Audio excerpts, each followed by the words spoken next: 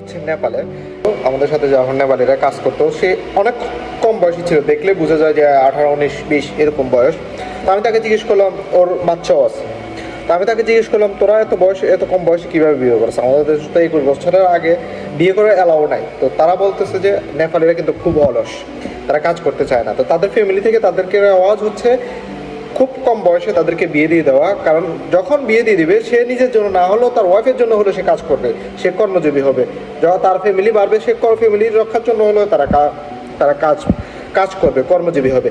ঠিক তারা এমন একটা প্ল্যানিং খাটাইছে, সেখানে হচ্ছে মানে কাজ করতে সে বাধ্য।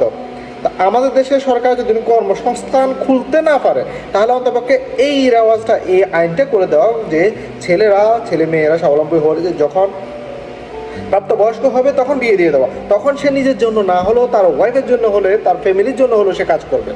এটাই হচ্ছে লজিক। আর নেপালের আরেকটা হচ্ছে, নেপাল সরকার তারা বাইরের কাজ করতে গেলে তাদের খুবই কম খরচ, তাদের গভর্নমেন্ট ফি অনেক কম, অনেক কোনো প্রকার হয়রানি নেই। তাদের কথা হচ্ছে যে আমার লোকটা বিদেশে যাবে কাজ করতে, আমি এত হয়রানি কেন করবো, চলে যাক আরও কম খরচে। নিজে যদি টাকা না থাকে, তারা বিদেশ থেকে তারা ঋণ দেয়, বিভিন্ন এজেন্সি থেকে তারা ঋণ দেয়, সেই অনুযায়ী তারা ঋণের টাকা দিয়ে আসতে পারে। ঋণ শেষ, নেপালিরা দেখবেন যে 1 বছরের বেশি তারা থাকে না, তারা চলে যাবে। 2 বছরের বেশি থাকে না, একসাথে বিদেশ করবে, তখন তারা একজিতে চলে যাবে, আবার নতুন করে বিষয় আসবে। কারণ কি, তাদের খরচা বেশি লাগে না।